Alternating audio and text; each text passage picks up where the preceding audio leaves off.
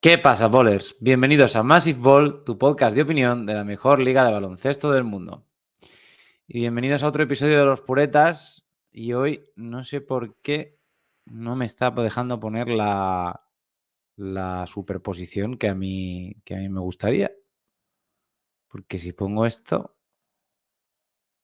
a ver, nos tapa a nosotros.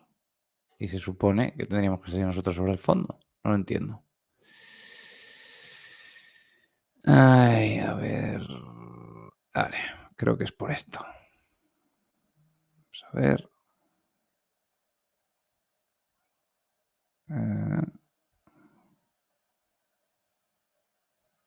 Pues no sé. Bueno, pues es igual, sin fondo, da lo mismo. Hoy vamos a hablar de Dikembe Mutombo, como ya habréis visto por redes sociales y como ya habréis visto en el título. Obviamente, pues es un jugador que ha fallecido hace poquito. Bueno, no solo un jugador, sino pues un embajador global en el baloncesto, un hombre involucrado con la filantropía, con la medicina, un hombre tremendamente inteligente, un hombre muy comerciable, ¿no? Quizá de los pocos hombres que sin ser una estrella top de la NBA era muy demandado para los anuncios, ¿no? Una personalidad arrolladora, una voz singular como ninguna otra, un gesto que le haría memorable para el resto de la liga, para el resto de la historia, y un tipo que bueno, que yo, si le pudiera definir de alguna manera, y es curioso, ¿no? Porque estamos ante un pívot que dio muchos codazos y lesionó a mucha gente a base de codazos y demás.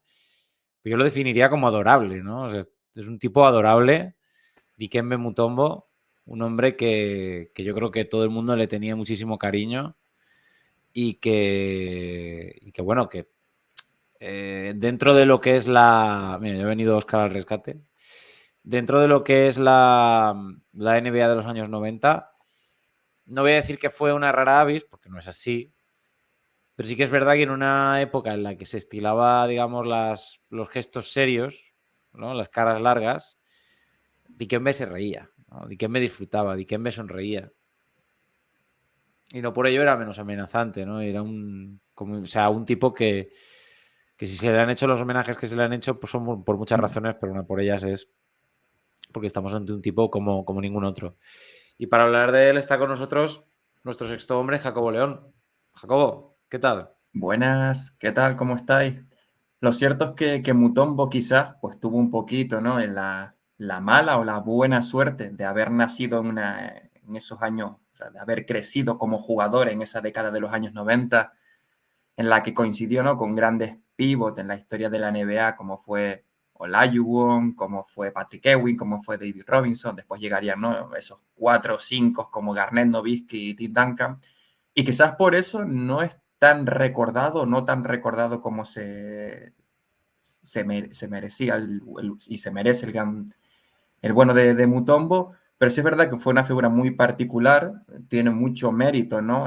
Ya no solo haber sido el primer gran embajador de la NBA, sino yo creo que fue incluso por encima de Olajuwon, dicho por el propio David Stern, el gran impulsor de la globalización del baloncesto en el continente africano, y yo creo que eso es más importante incluso que su legado como jugador, que es muy bueno, aunque como dije, creo que está un poquito tapado por los con quien les tocó bailar en la pintura, pero sin duda Dikembe Mutombo creo que es una de las figuras más particulares y en su forma, ¿no? de encarar la vida y el baloncesto, también importantes y relevantes dentro de la NBA en los últimos 30 años. Es curioso lo que dices, ¿no? De la época en la que le tocó jugar, pero creo que quizás de todos esos pivots de los 90, ¿no? Más allá de las grandes estrellas, es uno de los que yo creo que en el baloncesto actual tendría sitio, porque siempre se le recordará, ¿no? Por ser un gran defensor, excelso defensor, pero también tenía cositas en el post a nivel ofensivo que, bueno,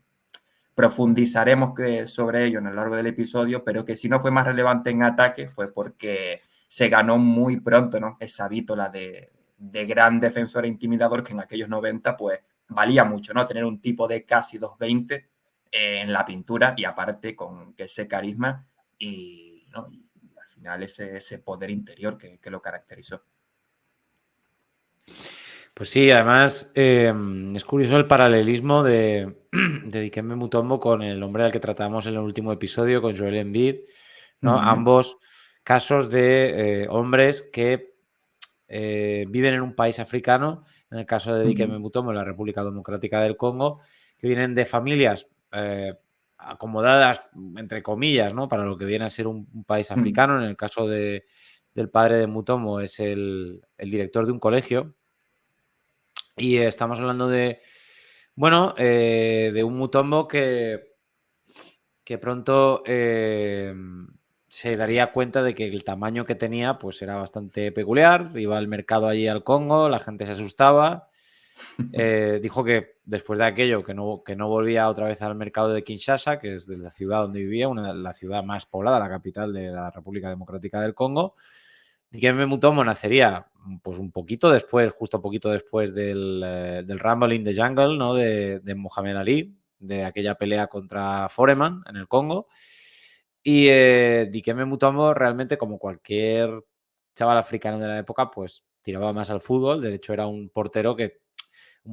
tenía que ser para verse, ¿no? Porque un portero de ese tamaño, pues tenía que ocupar gran parte. Ya, sí, ahí sí que tenía que taponar balones a saco, ¿sabes?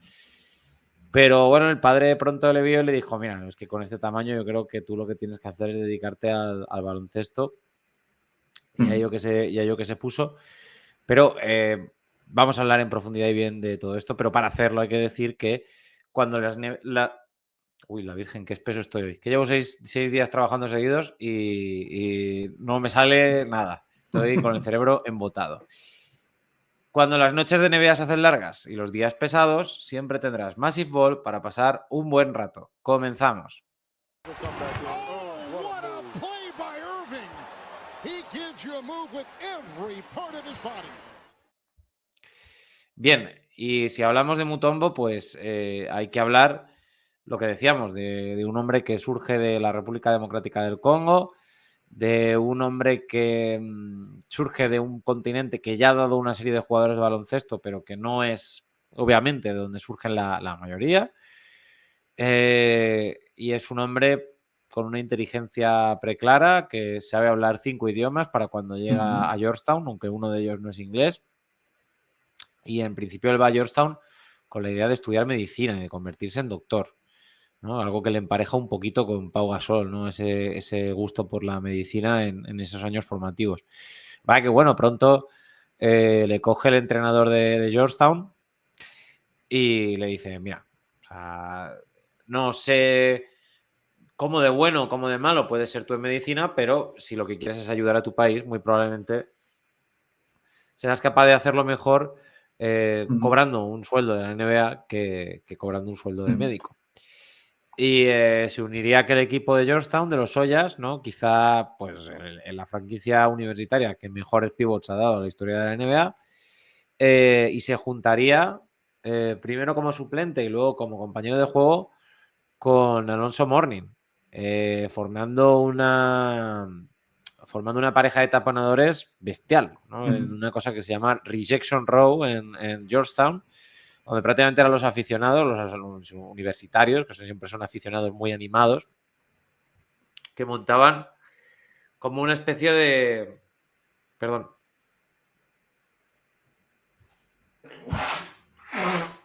Salud. Ay, sí, No, que estoy un poco pero si no, resfriado. como, nada, Como como como una comentas, fila, ¿no? ¿no? Donde, Sí, donde iban contando los tapones que se ujú. iban haciendo en Georgetown, Que, que- en que los creo que tenían como partidos. una especie de cartel, ¿no? Algo así como de eso en primera fila, que cada vez que hacía un tapón, colocaba un tapón tanto Murning como Mutombo, pues empezaban ahí la afición ahí a corear, a lo típico, ¿no? Era una fiesta. Sí es verdad que por el contrario de Murning, a Mutombo le costó un poquito más entrar en dinámica, ¿no? En ser, digamos, asiduo en la rotación del equipo porque, a ver, al igual que hablábamos el año pasado, sí, sí, sí, estoy bonito yo también. El episodio pasado con lo de Joel Embiid, es cierto que Mutombo también llegó tarde a Georgetown. Si ya recordamos que entonces los jugadores, cuando llegaban a la NBA y demás, pasaban un proceso de formación bastante largo, Mutombo en el primer año todavía estaba un poquito verde. Sí es verdad que su altura impresionó al entrenador, a John Thompson, que le dijo, bueno, tú ven a entrenar con el equipo y a ver qué tal, pero también cuenta, ¿no? Dos de sus compañeros en aquel primer año en Georgetown, ¿no? Que eran Mark Tillman y Charles Smith, que a ver, que le costaba un poquito todavía, ¿no? El tema de botar, de pasar los recursos al poste, de jugar un poquito, y que ambos midiendo menos de 1,90 m, pues que le taponaban. Menos de 1,90 m, creo que uno era 1,83 m, contando con Mutombo que medía 2,20. Claro, cuando tú puedes taponar al que es el gran taponador del equipo, pues ahí quedó en evidencia que, bueno, que necesitaba un poco de trabajo. De hecho, el primer año de Mutombo creo que jugó muy poquito, no jugó, fue Sí. suplente, y ya sería el segundo Oye, año con rodaje y demás, cuando ya se afianzó esa pareja interior bueno, que era habitual partidos en que entre ambos se fueran hasta 10 o más tapones o sea, entre ambos jugadores en pista, porque era una locura. De hecho, si no me equivoco, creo que en el 90 compartieron el premio al mejor defensor de su división. Yo me imagino que un poquito un guiño, ¿no? Una forma de repartir el buen trabajo de ambos, pero Mutombo ya ahí es curioso, al igual que pasó con Embiid, ¿no? La rapidez que tienen los jugadores de jugadores altos de procedencia africana para absorber fundamentos de baloncesto. Es yo, verdad que yo- tantos habrán quedado por el camino, pero tanto Layuwon como Embiid como Mutombo empezaron a practicar baloncesto relativamente tarde. yo creo que puede tener que ver, me estoy tirando un triple, pero yo creo que puede tener que ver con al final realmente son gente que su capacidad de adaptación tiene que ser muy alta por el medio en el que viven y luego aparte tienen unas capacidades, digamos, para aprender distintos modelos lingüísticos complejos bastante alto. Entonces, yo imagino que debe haber algo en esa capacidad para entender según qué cosas complejas moderadamente rápido que permite que chavales que empiezan a jugar a este deporte en 15 años a los 20 y algo ya están a un nivel de profesional, ¿no? Al fin y al cabo también estamos hablando de una o dos personas en todo un continente como es África, ¿no? Pero bueno, no quita que sea bastante impresionante. Hay que decir que Mutombo no solo medía casi 2,20, o sea, eran 2,18. Estamos hablando de que tiene una longitud de brazo a brazo de 2,28 m. O sea, es decir, cubría tanto espacio, digamos, de un lado a otro de la cancha, debajo de la canasta, que era un arma muy a tener en cuenta. Y luego, aparte, estamos hablando de un hombre que tenía muy buen timing, ¿no? Sabía muy bien cuándo saltar, el momento en el que se coincide, digamos, cuando tú tapones con cuando el tirador o la persona que está intentando matar llega al punto más alto. O sea, era una persona con muy buen sentido del ritmo en ese sentido y luego aparte, pues, a pesar de su altura, pues increíblemente ágil, ¿no? No tenía los fundamentos ofensivos de su compatriota, de su compañero africano, Hakeem Olajuwon, ni tampoco era la arma ofensiva que era Alonso Mourning, pero defensivamente sí era algo realmente especial y pues no es casualidad, ¿no? Que el equipo que lo draftease fue un equipo que el año pasado había sido realmente lamentable en cuanto a defensa, ¿no? Que habían sido los Nuggets, que se hacen con él en la cuarta posición en el año 91. Y bueno, aunque Dikembe no pasó toda su carrera en Denver, sí que dejaría por lo menos una impronta, ¿no? Una imagen difícilmente olvidable. No solo por todos los tapones que puso, no solo porque obviamente pues, se inició allí el finger wag, ¿no? Su movimiento característico que decía no. Ahí es donde se convirtió en All-Star en solo su primer año. O sea, esto sí que me parece bastante reseñable. De hecho, su primer año creo que sería el año que más anotase, Sí, curiosamente. sí.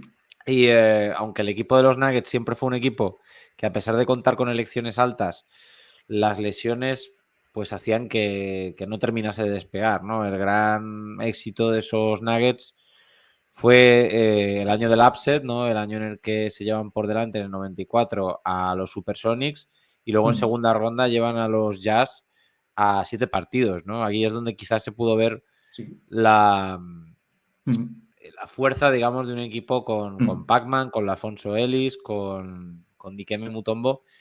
Ya digo, un equipo que más que nada fue lastrado por las lesiones y estaba llamado a, digamos, a ser, pues a lo mejor el gran equipo de Denver después de aquel de los 80, pero al final no lo consiguió. Ahora hablaremos en más detalles de esta época, pero me llama la atención porque Dikembe no se quiere marchar, en principio. Él quiere permanecer en Denver, pide un contrato de 10 años, lo cual en aquel momento era perfectamente viable en el sentido de que no había ningún tipo de figura en los estamentos de la NBA que impidiese ese tipo de contrato. Y Denver o no sabe cómo hacerlo o no quiere pagárselo, ¿no? Y es curioso porque al fin y al cabo estamos hablando de un jugador que pues difícilmente te ha dado ninguna razón para no retenerlo. Es que tampoco tienes nada, ninguna otra cosa, ¿no? Que digas, prefiero poner mis huevos en esta cesta en vez de en aquella. Un poco accidentado, ¿no? El periodo de Mutombo en Denver, quitando esa icónica imagen del séptimo partido contra Seattle. Sí. Curiosamente, ese primer año, el que fue su mejor año ofensivo, ¿no? Más de 16 puntos por partido, yo creo que fue la muestra de lo que él hubiera sido capaz a nivel ofensivo, pero tras ese primer año creo que se despide a Paul Westphal, llega Dan Issel como nuevo entrenador, y Dan Issel, ¿no? El que había sido una leyenda en Denver, creo que en los 70, 80, dijo, mira, tú Mutombo, Dikembe, puedes hacer cositas en ataque, pero viendo tus capacidades físicas, lo buen reboteador e intimidador que eres, toda la cantidad de tapones que puedes poner, lo buen defensor que también era llegando desde el lado débil, muchos de los tapones llegaban desde el lado débil. Le dijeron, mira, tú vas a ser el ancla defensiva del equipo, y así fue. Denver en 3 años pasó de ser la peor defensa de la NBA, pero de lejos, a ser top 5, y estuvieron muy cerca de remontar en esa eliminatoria que comentaba a Utah, que se había puesto Utah 3-0 y se pasó a un 3-3, y a Seattle también le había remontado un 2-0. También es verdad que creo que aquellos Nuggets, como le han pasado a tantos otros jugadores, le faltaba algo también, ¿no? Tenían, es verdad, a Alfonso Ellis, tenían a Dun Rauf, pero le faltaba algo. Es verdad que encaja muy bien dentro de esa tesitura de los años 90, que siendo un buen equipo defensivo podías colarte mínimo unas finales de conferencia. A Denver yo creo que le faltó algo más, por lo menos. Sí, Salió del pozo a en lo el que mejor un estaba. anotador de garantías, una estrella de verdad Exacto. o Que continuidad creo que, directamente. que creo que tuvieron, si no me equivoco, en los últimos años, antes de irse a Atlanta, a Jalen Rose, pero todavía un Jalen Rose que No, no había pero sido... Rose lo drafteó Denver, pero hasta que no es Indiana en el año 98 la cosa no Exacto. despega. O sea, Es decir, Jalen Rose llega en todavía el era un Jalen Rose que sí, potencial, 94 o pero nada... 95. Sí. Y lo que pasó cuando se fue a Atlanta, al parecer comentó ya años después Bernie Bickerstaff, que entonces era GM, y que también que no le gustó lo que vio, que también estaba compaginándolo con el... Bernie Bickerstaff, padre, ¿no?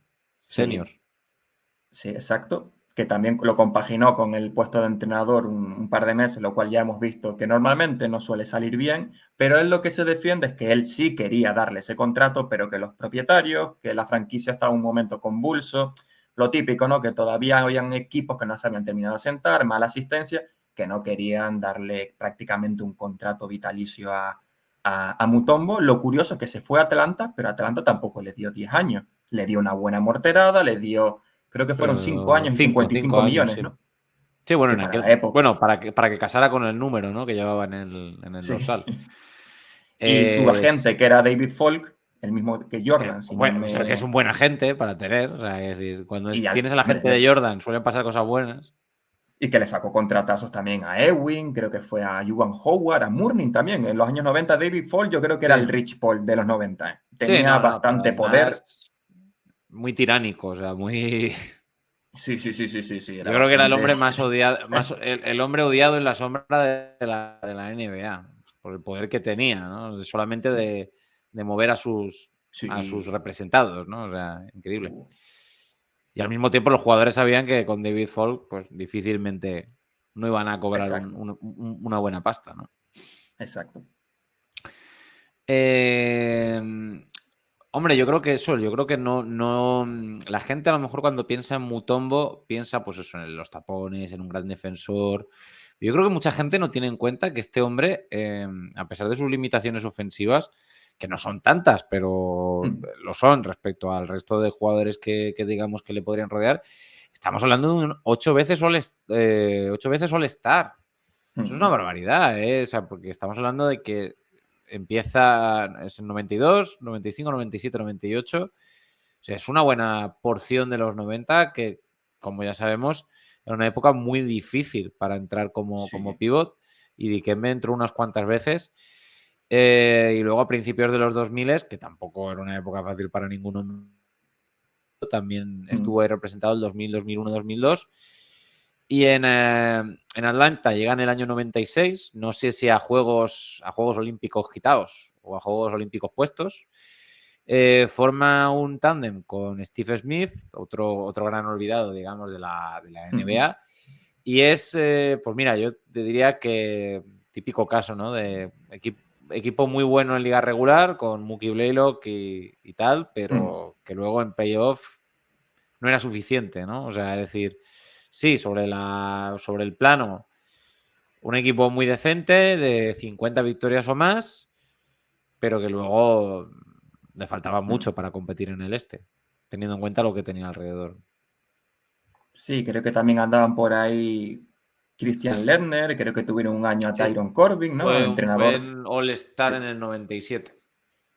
A Tyron Lerner. Corbin, súper recordado como entrenador en esos Jazz post-Sloan bastante desastrosos, pero yo creo que al final fue un contexto muy similar al de Denver, quizás un equipo ya más asentado, más potente en el este, pero siempre le faltó un poquito, ya no solo que se encontraran con los Bulls en playoffs, sino que también le dieron un buen rapapolvo, creo que 1 o 2 años después, los Hornets, creo que están Divac, Anthony Mason, así que tampoco son, a ver, buenos jugadores del momento. Anthony Mason llegaría a ser All-Star también, pero, o sea, siempre los equipos de Mutombo destacaron por el aspecto defensivo. De hecho, los Hawks, desde que llegaron, pasaron de la 16ª a la tercera mejor defensa, muy similar a lo que pasó en Denver. Pero es que yo creo que todos los equipos en los que estuvo Mutombo se centraron tanto en la defensa que no supieron compensarlo eso en el otro lado de la cancha, y creo que ese puntito es lo que siempre les faltó a los equipos de Mutombo en playoff, ¿no? Un poquito más. Eran años en los que la defensa te aseguraba estar ahí entre los 8 mejores clasificados prácticamente, ¿no? Pero si ya querías ratificar esa disciplina defensiva en éxitos, en poder aspirar al campeonato, necesitabas algo más, ¿no? Yo creo que en Denver no lo tuvo, en Atlanta no lo tuvo, y donde sí lo tuvo, ¿no? Sería ya en Filadelfia, y coincidiendo además con un flojete, que yo creo que también le permitió no jugar aquellas finales contra Es Lakers. que coincidir en un flojete siempre está guay, que se lo digan a los Pacers y a los Celtics, ¿no? Sí. Siempre está bien. Hay que decir que, bueno, que Mutombo llegó a tener su propio anuncio, su propio, que ahora quiero poner a ver si puedo, porque es bastante cortito. Su propio anuncio de zapatillas, o sea, que estamos hablando de un tipo que bueno, que no estamos hablando de Rudy Gobert, o sea, en el sentido de marketing, quiero decir, en el sentido de marketing. Estamos hablando de un tipo querido, que se vendía bien, Sí. era querido por los aficionados. O sea, hombre, este anuncio, a mí me mola, el fondo musical es un poco estereotípico, pero está chulo, y además esta frase sería muy reconocida por parte de él. Sí, parte de No, cultura pop, ¿no? Aparte. no sé si se oye, porque es que yo como no tengo mucha idea de cómo se hace. ¿Lo estás oyendo o no? ¿Lo oyes? No, no, ¿No se oye? no. Bueno, da igual, no pasa nada. Pues nada, es un anuncio de YouTube. Un anuncio de YouTube, joder, la virgen. Estoy fatal. Un anuncio del año 92 de Adidas.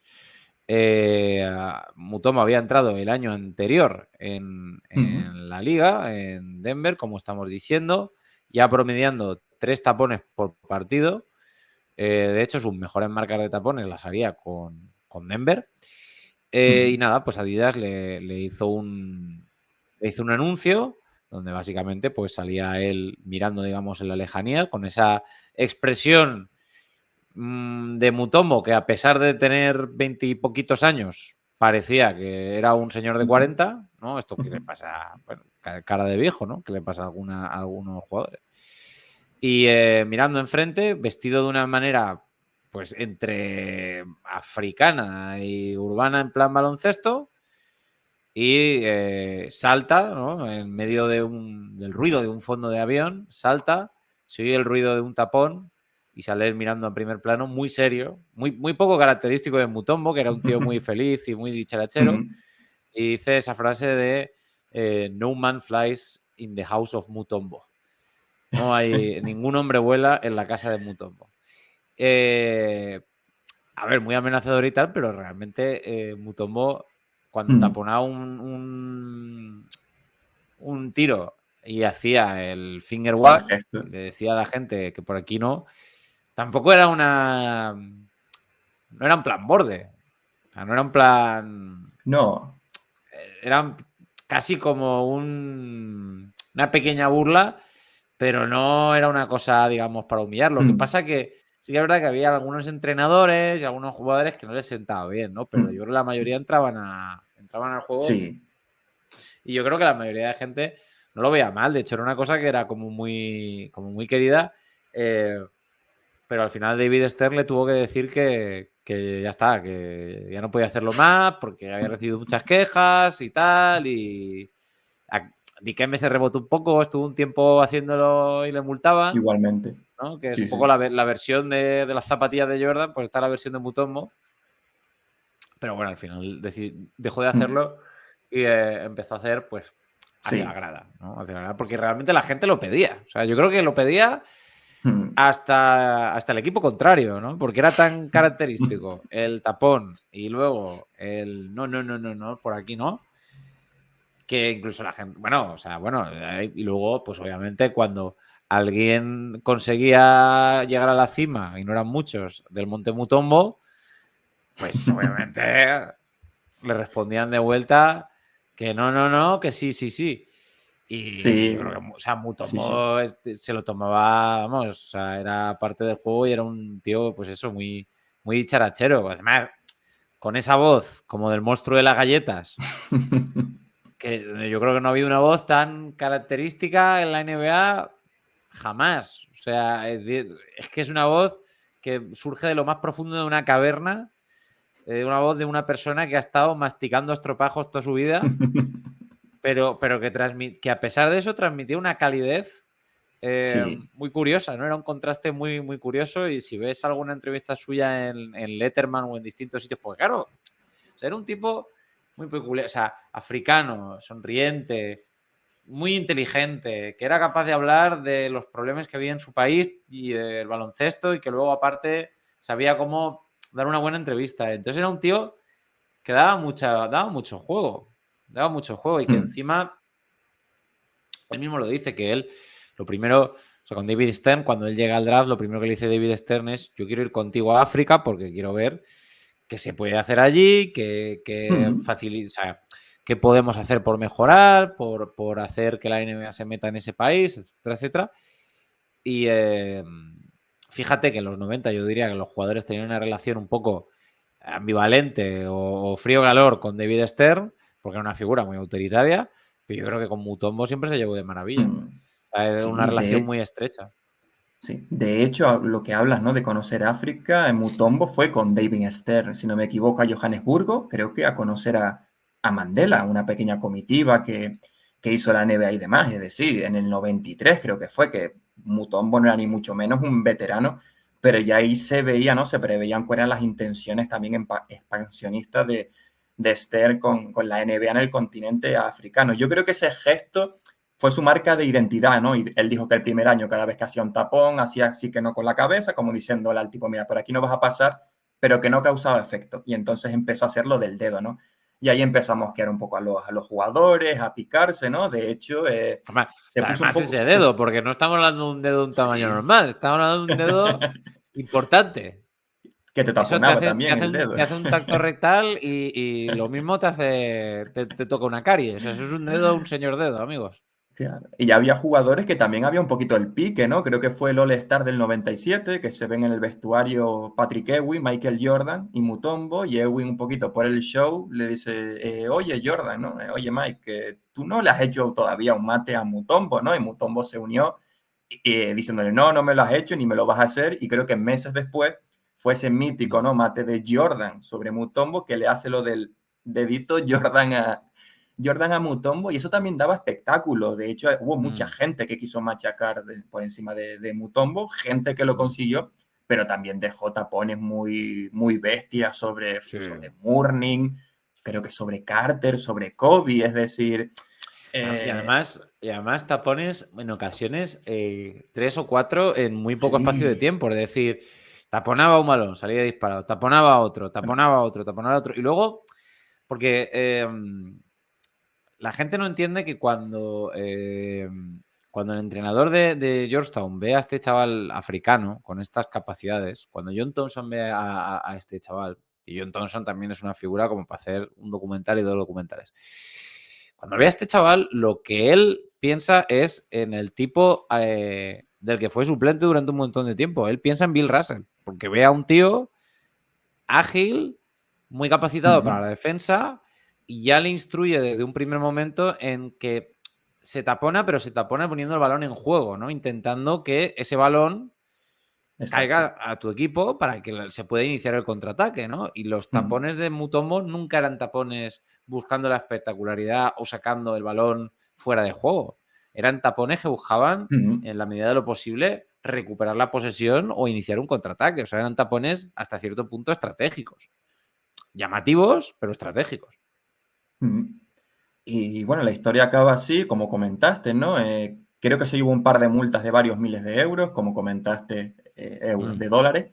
Mutombo dijo que le dio igual y al final hubo como una especie de pacto, ¿no? Entre comillas, de se le permitió que lo siguiera haciendo, pero no a los jugadores a la cara, sino a un punto inexistente, por así decirlo, o a las gradas, para evitar la técnica. Y creo que fue justamente después o el mismo año del lockout en el que se endureció un poco ¿no? el castigo. El propio David Stern llamó a Mutombo y al final quedaron un poquito en ese pacto de caballeros, entre comillas, de, ¿no? de mira, mientras no se lo haga en la cara a ningún entrenador, jugador ni demás, sino a la grada, que a la grada también le mola, ¿no? Su compañero Steve Smith en los Hawks llegó a decir que Mutombo, entre comillas, que fue odiado en los pabellones en los que iba, pero por eso, ¿no? Porque por poquito por el pique del momento, pero que se quedaba solo en la pista, ¿no? Que después era una personalidad entrañable, porque ya no solo lo que comentas el anuncio ese, ¿no? De Adidas, se le llegó a hacer un videojuego de plataforma. Mira, esto no había llegado. Instrúyeme. Creo que se llamaba 4 semanas y media, y era tipo plataformas 8 bits, ¿no? Pixelados, en el que Mutombo salvaba al mundo del cataclismo maya de 2012. Limpio. Sí. Sí, algo similar. Bueno, creo que era una mezcla entre tapones y vi un par de escenas. Creo que está en YouTube un gameplay completo. También se veía como huyendo de la gente, también tema solidario, pero el final era que Mutombo salvaba al planeta del cataclismo maya de 2012. Es decir, era un tipo espectacular a nivel comercial. De hecho, él dijo que lo buscaba porque lo que comentaba, ¿no? Él quería ser médico, estudiar medicina para ayudar a su país, y vio que llamando la atención así, ya simplemente con el gesto del dedo, que se convertía en una figura carismática, que le llegaban acuerdos, pues de esos, comerciales, televisivos, patrocinios, uno y el otro, y al final, como ya hablaremos, ¿no? Invirtió mucha pasta en ayudar a su país y también a la comunidad de Atlanta en Georgia. Pero es curioso ese juego, y ahora tengo ganas de probarlo. Si alguien quiere, le invito a que se eche un par de partidas, y también el anuncio ese mítico, ¿no? Creo que fue en Algún 2013. emulador, ¿no? Que haya por ahí que pueda correr ese juego. Sí, yo creo que eso, si es de 8 bits, en minijuegos incluso a lo mejor se lo encuentra. Sería más Pero o es menos curioso por ese juego, yo me esta... quedé increíble. Sí, no te lo esperas. Sí. Sería más o menos por esta época, no solo cuando Mutombo se uniría a los Sixers, pero también cuando Mutombo inicia la construcción de un hospital, que a día de hoy sigue existiendo.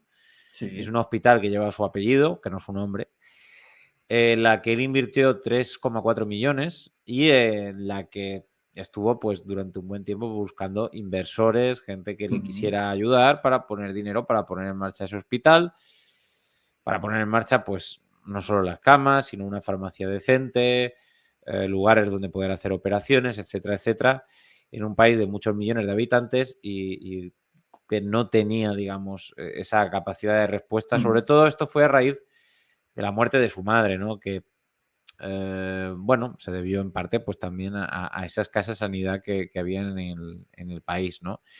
Esto es algo que yo creo que todos los jugadores africanos, la mayoría, siempre han tenido muy en cuenta esa idea filantrópica de devolverle a su país, de intentar Sí. invertir en su país. Bismack Biyombo también donó parte de su sueldo para la construcción de un hospital.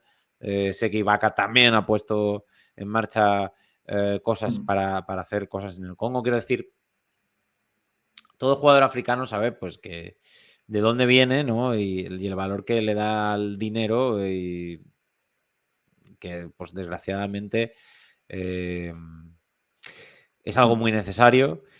Y de hecho, bueno, pues Biyombo hablaba en la entrevista con Letterman, que esto era el año 2001, después de perder las finales, que era su obligación, ¿no? Él pensaba que al cobrar esa cantidad de dinero, que su obligación era aportar lo que pudiese para poder hacer bien, digamos, en el sitio del que había salido.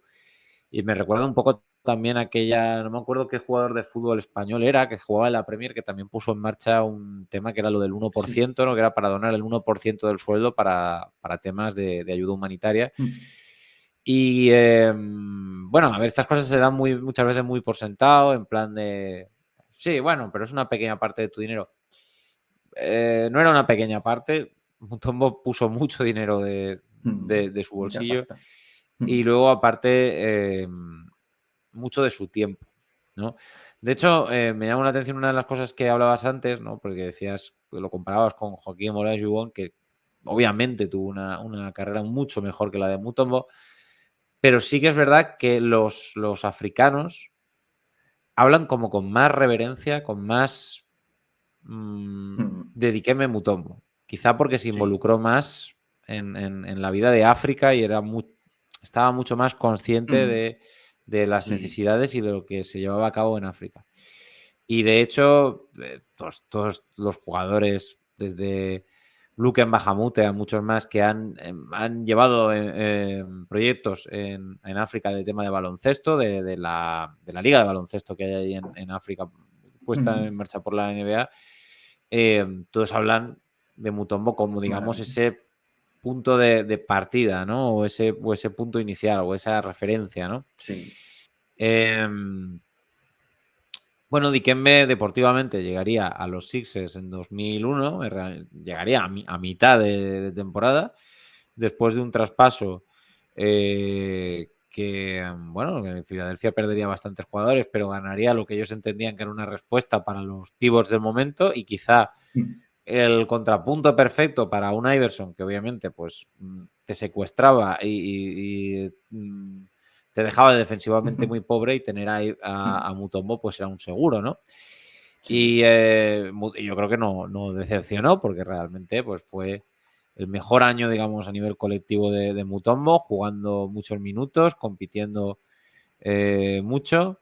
Yo sigo diciendo que las finales de conferencia con los Bucks es muy discutible lo que se hizo el árbitro allí.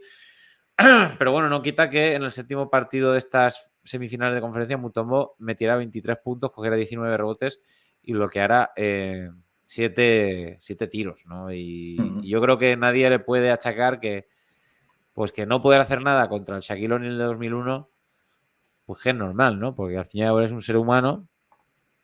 El Shaquille O'Neal del 2000, 2001 y 2002 es del material del que se escriben las leyendas y no es algo que una persona humana, incluso una persona con las capacidades de Mutombo, pueda parar, ¿no? O sea, de hecho, yo creo que tiene tanto valor que Filadelfia pudiera ganarle ese primer partido, porque es que los Lakers del 2001 eran una apisonadora. Es el mejor año de los Lakers de Shaquille y de Kobe. Es el año en el que más fino está el equipo, en el que Phil Jackson le tiene cogida la medida al equipo y que le ganaran un partido ya me parece increíble por parte de Mutombo. Sí. Y de el Iverson camino de, y de sí, todo el equipo. y también es verdad, ¿no?, que el camino de los Sixers por el este, es lo que comentaba antes, que los juegos interiores con los que se encontraron los Sixers tampoco eran nada del otro mundo, ¿no? A Mutombo le dio de sobra para ser All-Star. Mira, aquel año 2001 creo que fueron All-Star Theo Radcliffe y Alonso Mourning, que él llegó a Filadelfia a sustituir a Radcliffe, que se había lesionado. Creo que también fue All-Star Anthony Mason. Sí, Y como sexto hombre puede, a lo mejor. Sí, y los juegos interiores con los que se encontró por el camino los Sixers fue el de Indiana, donde Jermaine O'Neal todavía no había explotado. Después en Toronto, pues tenemos a Antonio Davis y un Cher Oakley ya bastante cascado. Y es Antonio que el Davis juego... sería All-Star, ¿eh? En Sí, 2001, si no me ese equivoco. mismo... no El sé si fue único, ese el año o único el anterior, All-Star. por ahí. Ese Sí. año, sí, el único All-Star de Antonio Davis. Y Sí, después pero el juego bueno, interior de Milwaukee... Y el juego interior de Milwaukee, que bueno, sí, yo no sé si Glenn Robinson. Glenn Scott Robinson Williams, y. sí, tenían a Scott Sí, Williams, que nadie se acuerda quién es Scott Williams, y Ervin Johnson, no confundamos con el Magic Johnson, sino un tal Ervin Johnson, que eran los típicos jugadores interiores, ¿no? Rocosos, para hacer... pivos de batalla, pivos de batalla. sí, que si tú miras sus estadísticas, menos de 8 puntos por partido, y creo que solo Ervin Johnson en una temporada creo que llegó a los dobles dígitos en rebotes, pero era...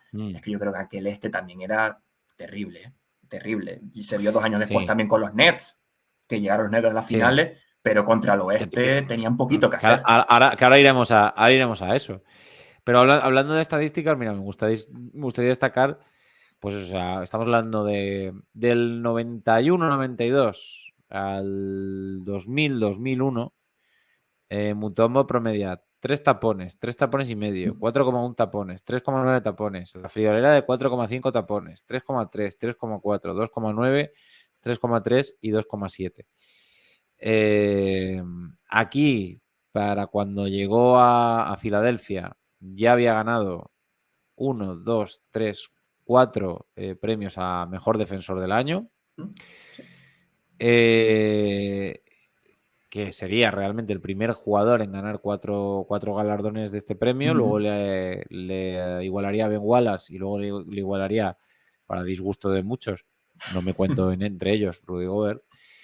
Y bueno, Dikembe realmente, yo creo que este periodo, no hasta aquí, realmente es el prime de Mutombo, los mejores años de Mutombo. Un jugador que al fin y al cabo juega 3 años en la universidad y por lo tanto tampoco es que llegue a su año número 10 hecho un chaval.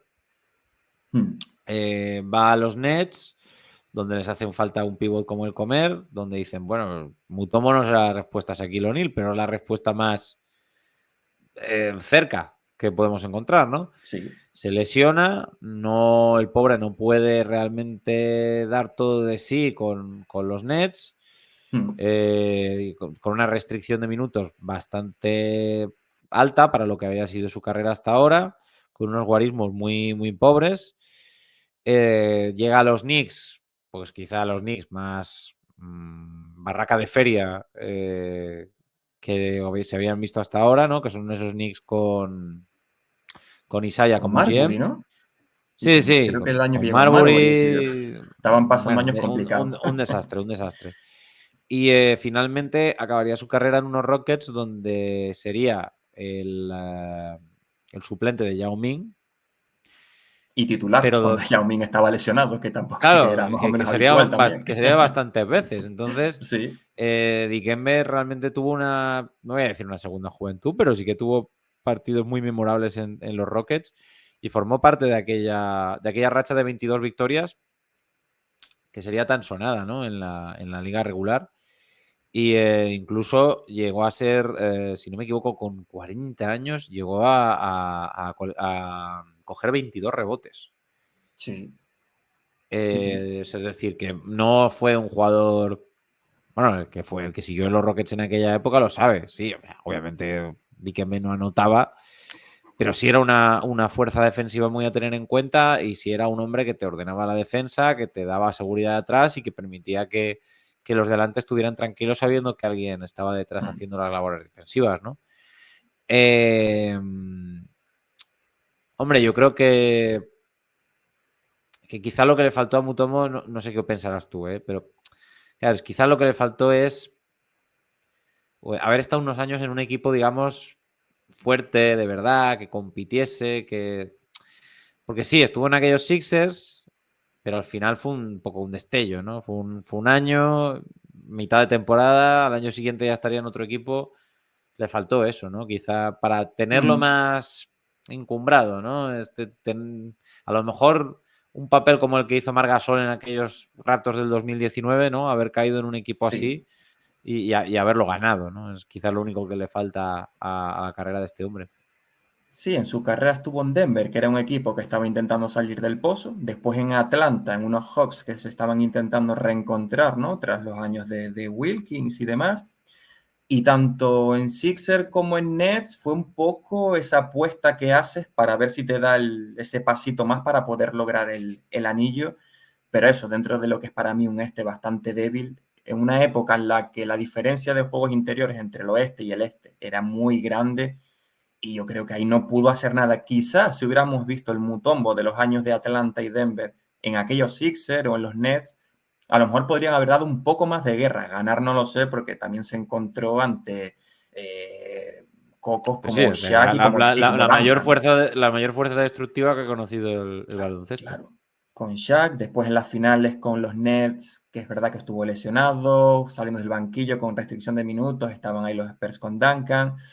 Quizás tampoco fue el momento, y bueno, y a partir de ahí llegaron lesiones, con Knicks, despiporre de lugar, y con Houston, pues un poquito la maldición, ¿no? Ya hemos hablado de aquellos Rockets, cuando hablamos, pues eso, de McGrady, cuando hablamos de Yao Ming, que fue un equipo que al final no en playoff nunca pudo, digamos, encontrar su identidad por lesiones principalmente, lesiones de Yao Ming, lesiones de McGrady, cuando venían buenos complementos, pues no, o sea, no se alineaban todas las cartas para poder triunfar. Y bueno, por lo menos dejó cosas simbólicas. Mutombo cuando estuvo en Houston, fue cuando superó a Karim Abdul-Jabbar como el segundo máximo taponador de la historia, que se dice, que se dice A pronto. día de hoy lo sigue siendo y lo va a seguir Sí. siendo. Su último tapón fue en playoff contra Blazer ante un tal Brandon Roy. Es decir, bueno, son pequeñas píldoras, ¿no? Ya no teníamos al Mutombo dominador e intimidador de los años 90, también una NBA que estaba empezando a transformarse, ¿no? Con la llegada pues, de aquellos Sam con D'Antoni y Steve Nash cambiaron mucho lo que iba a ser la NBA de entonces, también con todas las modificaciones de la regla defensiva y demás, que bueno, que ya la gente lo sabrá. Y bueno, todavía ya eso era un Mutombo que estaba para eso, ¿no? Para hacer un poquito de piña, como pívot de garantías desde el banquillo seguía cumpliendo, pero ya estaba, ya no, digamos que estaba en sus últimos años de carrera. De hecho, en aquella eliminatoria contra Portland en 2009, si no me equivoco, se lesiona en la segunda, en el Game 2. No, fue contra San Antonio, creo. Creo que fue en 2009 contra San Antonio o Blazer, no me acuerdo muy bien, y ahí dijo, bueno, ya anunció su retirada porque ya tenía ya mucho, mucho encima. Ya es bastante encomiable, ¿no? Que un tipo de 2'18 haya podido alargar su carrera tanto, ¿no? ¿Cuántos pivots tan altos tuvieron que dejar el baloncesto antes de tiempo por lesiones, ¿no? El propio Yao Ming, aunque Yao Ming ya hablamos de un tipo de 2'30. Pero bueno, que la carrera de Mutombo, a mi parecer, quizás colectivamente no logró el anillo, pero individualmente consiguió registros y méritos y distinciones de sobra, y creo que lo que él buscaba individualmente, que era mejorar la vida ¿no? de su país, de su gente, de su población, pues lo consiguió, porque toda la pasta que invirtió a través de su fundación, ¿no? En el hospital que comentaste, también que lleva el nombre de la madre, y también aportó dinero en la construcción de un colegio que llevaba el nombre del padre. Creo que leí que, no sé si fue en 2022 o en 2020, que ya ese hospital había tratado más de 1 millón de personas, es decir, más de 1 millón de personas que quizás sin los millones que se dejó en él, pues no hubieran recibido Recibido esa atención. atención, sí, sí, sí. O sea, tú pones a lo mejor en su balanza, si le pudieras preguntar los 4 premios al defensor del año y toda la gente que ayudó, pues posiblemente se quede con lo segundo. También estuvo muy activo con la pandemia del COVID, mandó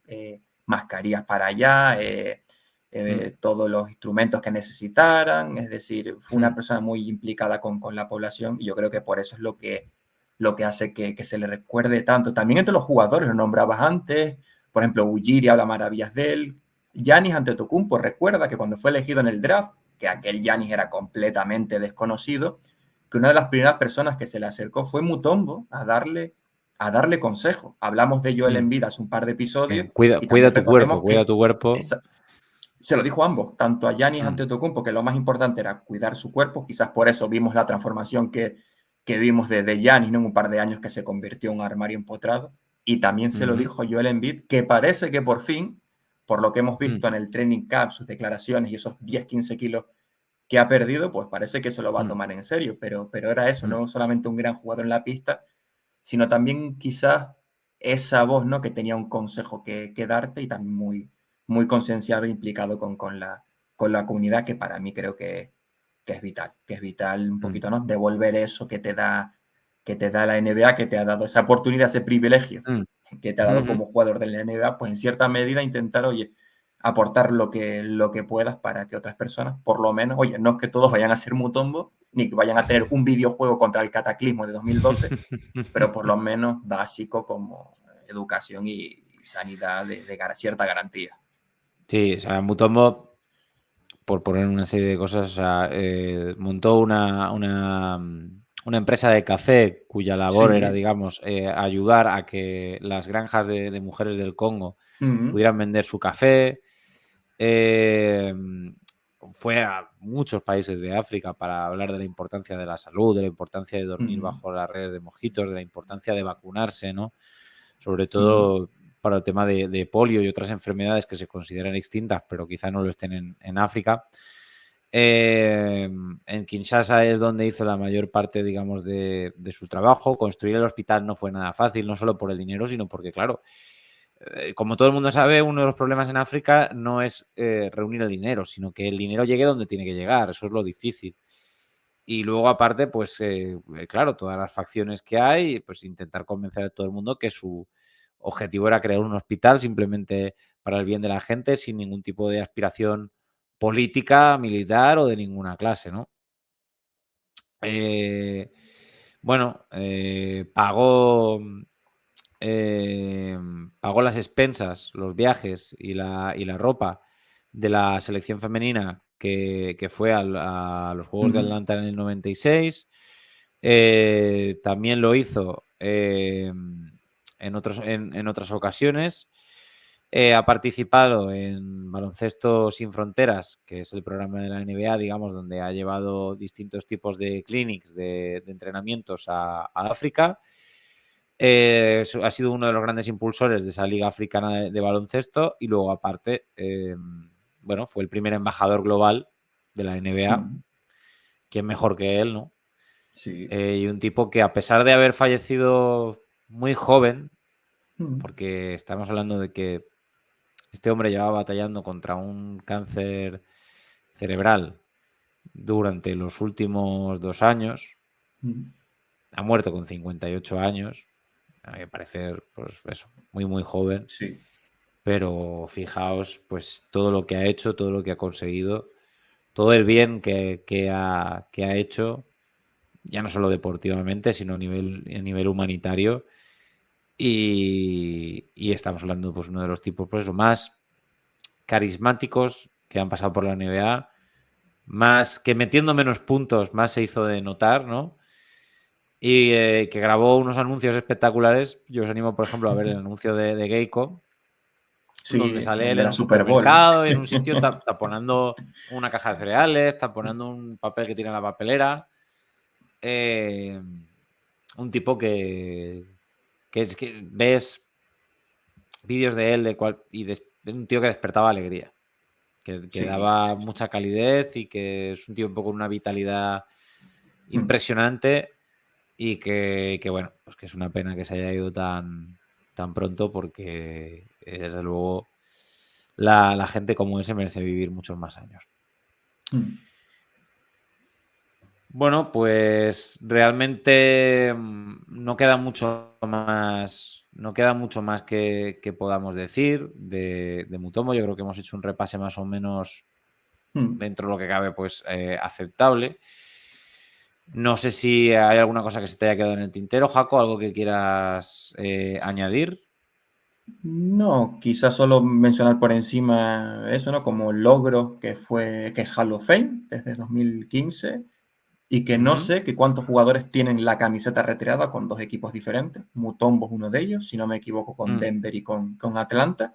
Y mm, bueno, que al final son homenajes más que están ahí, que enaltecen la figura de Mutombo y que es una pena, ¿no? Que figuras así con esa luz, ¿no? Con esa sonrisa, también con esa implicación con la comunidad, hayan mm, fallecido, ¿no? Antes de lo que le correspondía. Pero bueno, siempre contra, ¿no? Contra esos designios divinos, vamos a mm. llamarlo, poco se puede hacer y hay que quedarse con lo bueno, con lo que dio en pista y también con todo lo que dio fuera de ella. Además que estamos hablando de un tipo que hizo muy icónica aquella imagen, ¿no? Del águila, el Mm, águila de dibujos animados de Atlanta Hawks, así con las alas abiertas, que en su camiseta, sí, claro, pues parecía muchísimo más majestuosa, ¿no? sí, Yo me gustaría cerrar el programa. Yo escribí pues un pequeño artículo en la revista Skyhook hace ya, pues hace un año, casi un año, sí. Acerca de aquellos playoffs del 1994 y acerca de, bueno, no de Dikembe Mutombo, pero Dikembe Mutombo tiene que ver con esta historia. Me gustaría leerlo aquí, no es muy largo y me parece un buen cierre.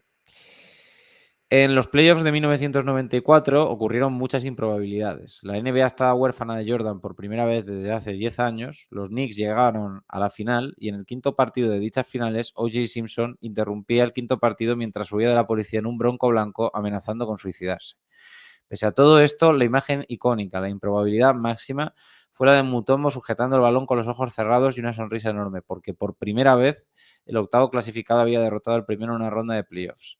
En el quinto partido de la serie, tras conseguir empatar un 2-0 con 2 victorias en el McNichols Sports Arena, el equipo más joven de la NBA, quinta mejor defensa del campeonato y cuyo pívot Dikembe Mutombo llevaba 3 años en la liga, debía ganar en el enfavorecido Kia Arena para hacer historia. La receta, irónicamente, era exactamente la contraria a la de los Nuggets de los 80, del entrenador Dan Issel. Ralentizar el juego, poca anotación, impedir transiciones y no perder el balón. En esta historia de improbabilidades, Robert Pack, base suplente y mal tirador, acertó 3 de 5 triples para acabar con 23 puntos. Bison Dele metió 17 puntos y agarró 19 rebotes. Lafonso Ellis metió canastas clave tras estar sentado 10 minutos en el último cuarto. Pero entre todas estas rarezas, una certeza se mantenía erguida bajo el aro. Un jugador del Congo, un atleta con la capacidad de rechazar cualquier canasta a su alcance, Dikembe Mutombo dominó la serie como muy pocos pueden, a base de rebotes, tapones e intimidación, aunque curiosamente los Nuggets casi ganan en tiempo reglamentario con una canasta suya que estuvo fuera de tiempo. En la prórroga 96-94, Nuggets por delante con tan solo 1 minuto y 20 por delante, Mutombo colocaría su tapón número 30 en 5 partidos. Tras la cuarta posesión en la prórroga, sin siquiera tirar el aro por parte de Denver, Mutombo paró en seco a Kemp esta vez. Solo 30 segundos de prórroga por delante. Tapón número 31. 2 tiros libres de Pack pondrían a los Nuggets 4 puntos por delante. Los no Sonics lo intentaron a la desesperada. Mutombo impidió el rebote y después agarró un airball de Macmillan para posteriormente caer al suelo rendido, pelota en mano, sonriendo, feliz, dejando tras de sí el mejor momento para los Nuggets de los años 90. Pues Dikembe Mutombo, señores. Nos vemos en el siguiente programa. Ya veremos de qué vamos a hablar. Nada, espero que lo hayáis disfrutado tanto como nosotros. Hasta luego. chao, chao.